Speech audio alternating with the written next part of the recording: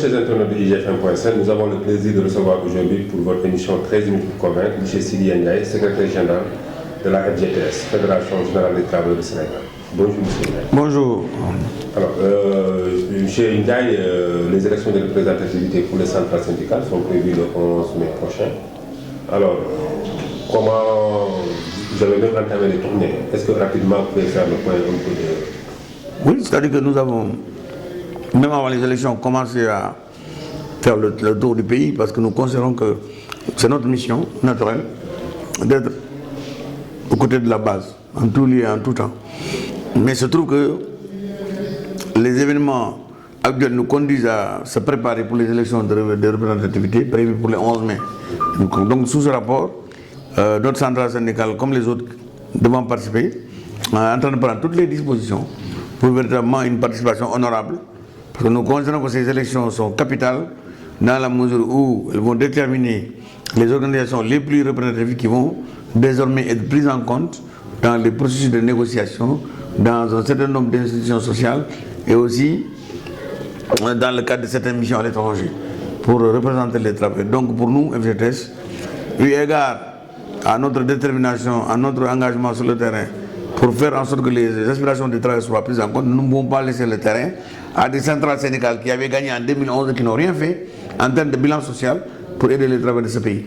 Nous considérons qu'aujourd'hui, la manière dont certaines centrales se comportent laisse à désirer. Et d'ailleurs, les joutes électorales le prouvent, puisque c'est la course finalement aux honneurs, c'est la course aux prébendes, c'est la course à certaines situations de rente qui font qu'on met sous les boisseaux les intérêts matériels et moraux des travailleurs, qui sont la base même, le fondement même de la création de syndicats. Donc je crois que sous ce rapport, nous serons bien présents et nous nous battrons avec les moyens dont nous disposons, puisque nous avons été privés de subventions comme les autres centrales syndicales.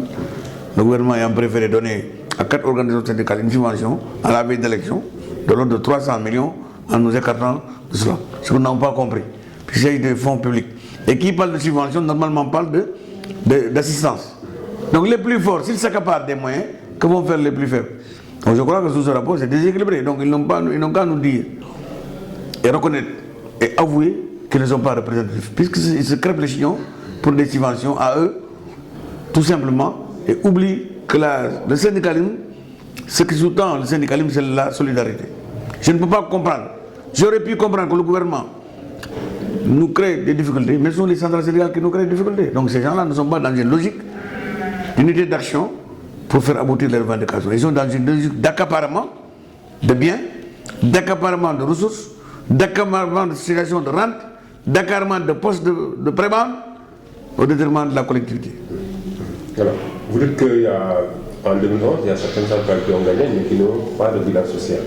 Alors, vous, en tant que FGTS, est-ce que si vous avez un bilan social à présenter aujourd'hui, pour convaincre les autres à voter pour vous, quel c'est? Moi, je pense que tous les observateurs indépendants constateront que si on fait une rétrospective de l'actualité syndicale dans ce pays, beaucoup de luttes dans beaucoup d'autres secteurs, depuis les collectivités locales jusqu'à récemment dans l'hôtellerie, nous avons été présents dans les grandes batailles. Parce que nous n'avons pas attendu des élections pour faire campagne.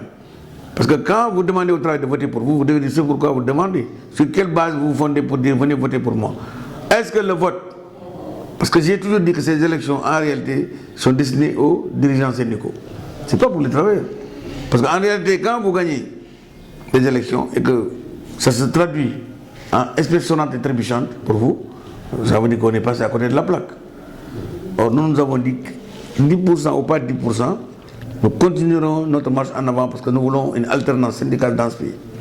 Nous voulons que les travailleurs sachent que ceux qui sont là depuis 40 ans, 30 ans et qui n'ont rien fait pour les travailleurs doivent dégager le plancher et permettre à la nouvelle génération de se approprier du mouvement syndical, puisque le mouvement syndical, depuis l'époque coloniale, avait écrit ses lettres de noblesse. Malheureusement, tout cela a été terni par des comportements véreux qui ne sont pas en tout cas en mesure aujourd'hui de donner l'espoir à la masse laborieuse qui souffre, qui est brimée dans les entreprises. La précarité de l'emploi, vous avez vu, aujourd'hui les CDD, ça pullule. On a même admis maintenant, on a légiféré maintenant sur le contrat de stage.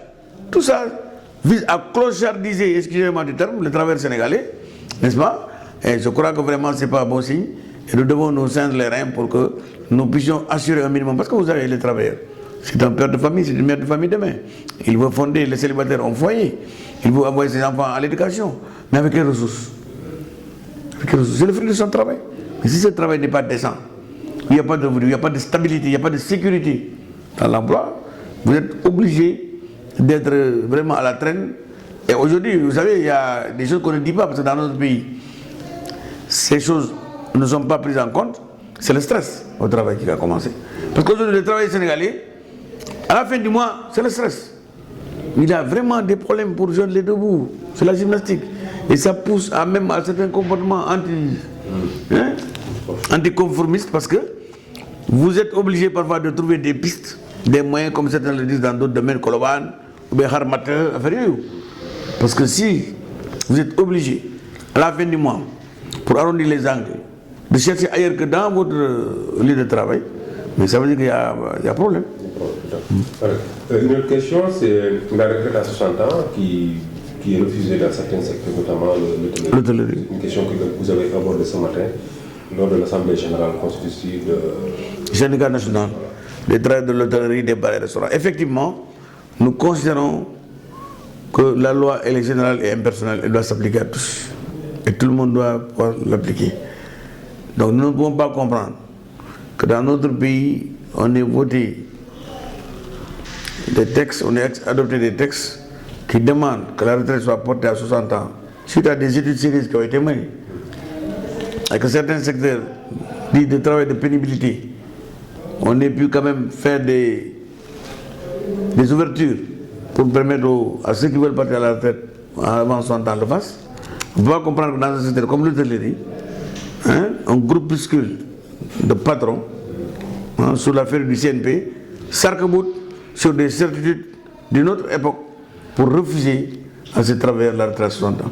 Or, tout le monde sait qu'aujourd'hui, je crois que si vous avez vu des études, s'ils étaient en phase avec ce qui se fait dans le monde, aux États-Unis, partout en Europe, les gens commencent même à prendre les gens du troisième âge dans la restauration, dans l'hôtellerie, parce qu'on pense que dans ce secteur, l'expérience vaut plus que tout.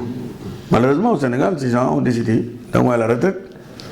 Même certains syndicalistes qui aujourd'hui, comme le disait tout à l'heure notre ami, ont 71 ans, ils dirigent des syndicats, ils refusent au travail de la retraite à 60 ans. Je crois que ça, c'est vraiment la vitesse avec le nouveau syndicat national des travailleurs va s'y atteler pour que faut rester à la loi. Interpeller les autorités sur la nécessité de garantir à tous le droit à aller à la retraite à 60 ans sans exclusion. Voilà. Vous avez aussi abordé la question de la gestion des fonds de promotion touristique. Oui, donc vous savez, nous sommes dans un secteur, avant même que nous n'arrivons, des rumeurs et des informations pertinentes sur la nécessité de revoir ce secteur du tourisme, puisque, semble-t-il, un groupuscule d'individus se sont accaparés du secteur, accaparés toutes les ressources de ce secteur, et qui ne font rien depuis qu'ils ont 30 ans ou 40 ans. Ces groupuscules ont été identifiés. Et nous allons, au-delà de l'action revendicative, nous rencontrer les employeurs du secteur pour que nous essayions de comment booster le secteur en éliminant tous les parasites qui sont dans le secteur et qui sont là pour se servir et non servir le secteur. Donc je crois que là, on est très clair, sans gants. Et dans les jours de semaine à venir, nous aurons, parce que nous allons rencontrer un certain nombre de responsables du secteur pour qu'ils nous disent quels sont les goulots d'étranglement. Parce que nous avons à l'époque du fonds de promotion économique, de l'argent avait été dégagé pour booster le secteur. Mais ce sont les mêmes personnes qui sont là. Dès qu'il y a des ressources qui l'accaparent, comme à l'IPRES. C'est les mêmes. À l'IPRES, vous savez, on a fait une économie de 7 milliards sur la fiscalisation des pensions. Jusqu'à présent, rien n'a été fait pour que cela impacte les pensions de retraite. Donc c'est le même individu, connu de tous, Racine Si, pour le nommer, qui est là, qui fait le grand Manitou, qui manipule le CNP, je ne sais pas quels sont ses liens, quelle est sa place dans le CNP. Parce que Racine Si est le seul aujourd'hui qui, l'IPRES et la caisse, il fait la navette comme s'il était le seul homme valable. Mais nous savons que ça, c'est des pratiques mafieuses de notre époque et nous allons le dénoncer aussi bien à l'IPRES qu'au niveau du tourisme où il a fait même masse avec ses acolytes sur la question des fonds de promotion parce que nous avons demandé l'audit de l'IPRES, l'État ne nous suit pas, nous allons demander la même chose pour le fonds de promotion touristique. Parce que vous savez, toutes les nuitées passées, quand les touristes vont dans les hôtels ou que vous faites vous en tant que particulier, il y a des taxes. Ces taxes-là, mais ça représente une manne financière importante. Mais on n'en parle pas. On n'en parle pas. Il y a déjà quelqu'un qui est là, qui s'agite, qui gère ça. Et c'est pour la promotion du tourisme dans notre pays. Il ne promouvoit rien du tout. Donc nous demandons que les gens, en tout cas, nous lançons un appel au secteur pour que les employeurs et les travailleurs fassent jonction pour éliminer ce parasite connu de tous, qui n'a rien d'affaire dans le secteur, parce que ce sont ses intérêts personnels qui le guident.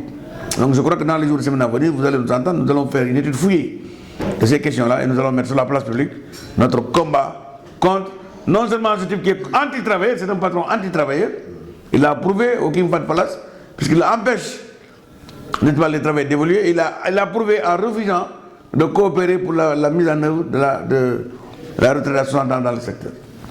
Nous lançons un appel à travers votre tribune pour que tous les travailleurs du secteur se mobilisent et qu'ils sachent qu'une nouvelle page va commencer à être écrite au niveau de l'hôtellerie, parce que la FGTS, comme je vous l'ai dit, c'est sa capacité d'action, de réflexion et de proposition qui va nous permettre de poser les vrais problèmes. Là où certaines centrales syndicales ont fait leur temps, parce que comme le dit le principe de Peter, ils ont atteint leur seuil d'incompétence. Je pense qu'on peut les remercier pour ce qu'ils ont pu faire, mais de grâce, qui ne nous empêche pas de travailler. Alors, dernière question, la question de la sécurité dans le pays de façon générale, mais dans le domaine du tourisme. Oui, je pense que tout le monde sait que notre environnement international, national, il y a beaucoup de difficultés ces derniers temps, même au niveau local, problème de sécurité et tout. Or, ça, c'est pas bon pour l'image du pays, pour les étrangers. C'est pourquoi nous sommes d'accord avec le gouvernement qu'il faut adopter de nouveaux plans pour vraiment sécuriser les populations, mais sécuriser tous nos autres qui viennent parmi nous et qui vivent parmi nous.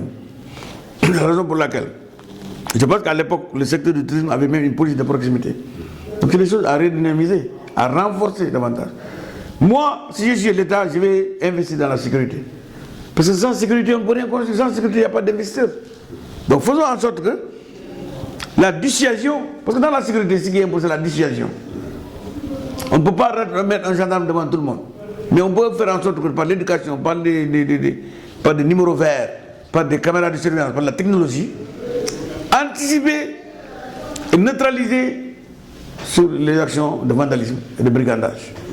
Donc je crois que sous ce rapport, en tout cas la FGT soutiendra toute proposition allant de l'État visant à renforcer davantage la sécurité dans nos frontières et en dehors de nos frontières.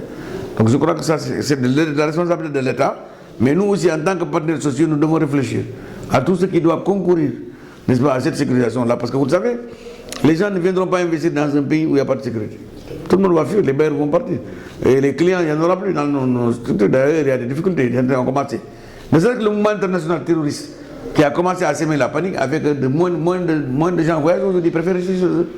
Or, tout cela, c'est des mannes financières qui peuvent servir à créer des emplois, qui peuvent servir à booster l'économie nationale par la capacité de consommation, le pouvoir d'achat, qui est 10 fois supérieur au nôtre.